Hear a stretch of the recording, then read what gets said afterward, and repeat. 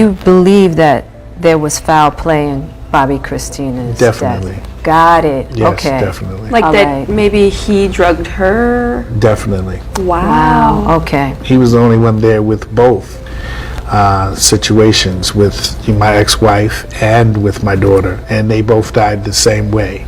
So wow. you Okay. think that he killed Whitney as well? I believe so. What happened when Nick hit that room, and was he sober?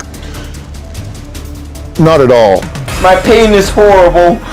My heart hurts. I have panic attacks. I went to Atlanta to interview Nick. When I got there, the interview became an intervention. You've threatened suicide. I will. If anything happens to Chrissy, I will. Nicholas, stop saying that. Please. Don't cry. I just want you to listen to Dr. Phil from I will. Okay, Okay, I will. Deep breath. Come here, sit down. Whitney Houston and Bobbi Kristina Brown died within barely 3 years of each other in eerily similar circumstances, both having made similarly tragic choices. But what exactly caused these completely similar deaths of a mother and her daughter? Whitney Houston's death on the eve of the Grammys in 2012 came as a horrific shock, if not entirely without warning. The platinum-selling singer and actress was to attend Clive Davis's annual pre-Grammys bash at the Beverly Hilton that night, but instead, she died in her room upstairs after accidentally drowning in the bathtub. It was reported at the time that the LA County Coroner's Office noted in its post-mortem findings that a white crystal-like substance was found in the room. There was also an open bottle of champagne and other personal items believed to belong to the late songstress. An autopsy was performed with the official cause of death listed as accidental drowning, with the atherosclerotic heart disease and cocaine use just probably immediately prior to the drowning listed among contributing factors. Toxicology screens found Benadryl, Xanax, marijuana, and the muscle relaxant Flexeril in Whitney's system. As if Whitney's death wasn't shocking enough, her daughter Bobbi Kristina Brown died in the same way 3 years later. Bobbi Kristina Brown, who was born in 1993, was the daughter of two music icons, Whitney Houston and Bobby Brown. Whitney and Bobby Brown met in 1989 and married 3 years later. While fans often assume it was Bobby who led Whitney into a dark place, the I Will Always Love You singer herself revealed that she had a part in her drug demise. Although Whitney was a star, her drug abuse led to missteps along the way. As Vanity Fair noted, she often arrived late to appearances and occasionally lost gigs. In 2009, she opened up to Oprah Winfrey about her drug addiction.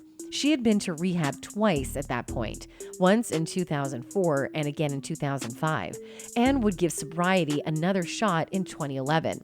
In the interview, Whitney revealed, "We were lacing our marijuana with base. We weren't on crack. We weren't on no crack stuff." She went on to add, "We weren't buying $20 jumbos. We were paying money. We were buying kilos and ounces and ounces. We would have our stash." Whitney said that drugs sometimes gave her a sense of relief, telling Oprah at the time, "Don't forget, there were some times we'd laugh our tails off." Despite her many attempts to clean up her act, drugs were cited as a contributing factor in Whitney's death. Speaking with Rolling Stone in 2018, he said of his ex, "She was really working hard on herself to try to be a sober person." Asked what he thought contributed to her death, he said, "Just being brokenhearted." As for Bobbi Kristina, having been raised by two musical icons, she was no stranger to the spotlight herself. She occasionally would join Whitney and Bobby at various award shows, premieres, and other red carpet events. Bobbi Kristina also had dreams of following in their talented footsteps as a singer and actress herself. She landed several TV gigs between 2005 and 2012, ranging from reality shows in which she played herself to a Tyler Perry-directed sitcom where she made her acting debut. In addition to making her mark on the screen, Bobbi Kristina shined on stage from a young age, famously alongside Whitney at her concerts. When she grew older, she also recorded covers of her mom's hits, like I'm Your Baby Tonight, a performance that was featured on Bravo's Being Bobbi Brown. But despite her parents' fame and fortune, Bobbi Kristina's home life was challenging. Both of her parents struggling with drug addiction and went through a difficult divorce in 2007. After the divorce, Whitney Houston gained custody of Kristina, and they moved to Atlanta, where they also lived with Nick Gordon. Gordon had previously moved in with Bobbi Kristina and her famous parents, Whitney Houston and Bobbi Brown, when he was 12 years old. The I Will Always Love You singer and the New Edition member, whose only child together was Bobbi Kristina, raised Gordon as one of their own. But after Whitney's death, Bobbi Kristina and Gordon's friendship took a romantic turn. They often shared photos together on social media and tweeted flirty messages to each other, but they initially denied rumors that they were dating. He even proposed to her and she accepted, but they continued to dodge speculation. Eventually, they decided to go public, announcing in the summer of 2012 that they were an item. The couple even went so far as to claim that they were married in January 2014, which turned out to be untrue. Gordon and Kristina's relationship was labeled chaotic, but the extent of the chaos in her romance with Nick Gordon remains somewhat unknown, though her family have made clear that they believe he played a role in her demise in some way.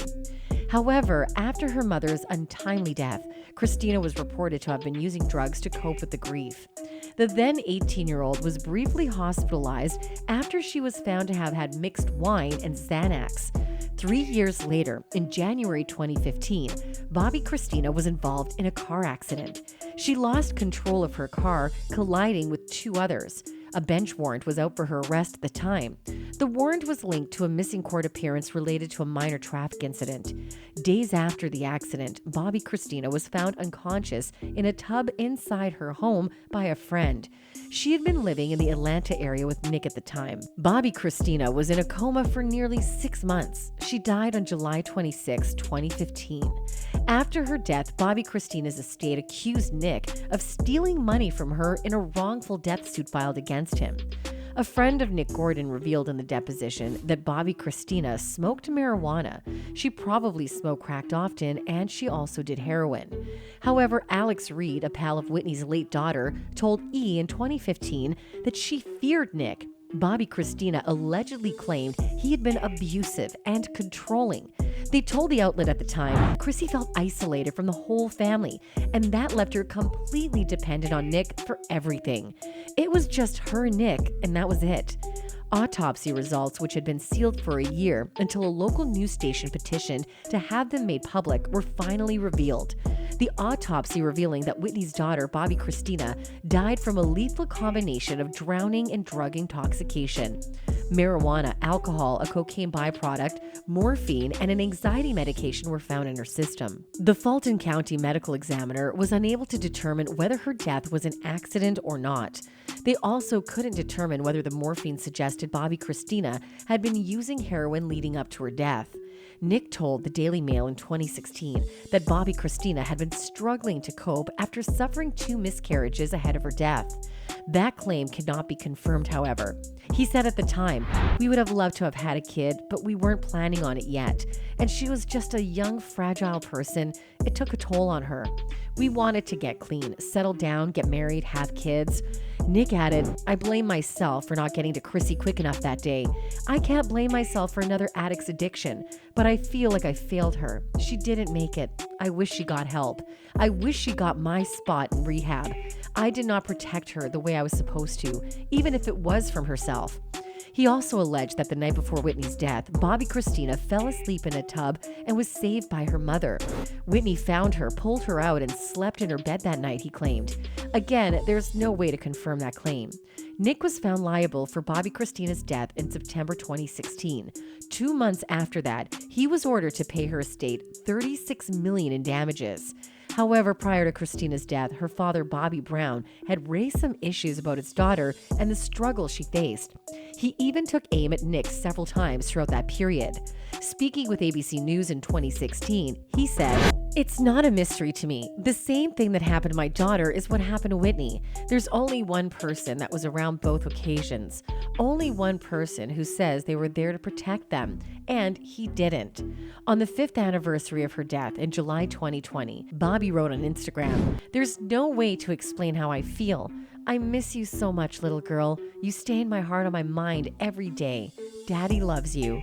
Although the tragic deaths of Whitney Houston and Bobbi Kristina's deaths instantly registered as eerie, the sad parallels between their experiences only became more potentially felt as more information was revealed about their lives and death.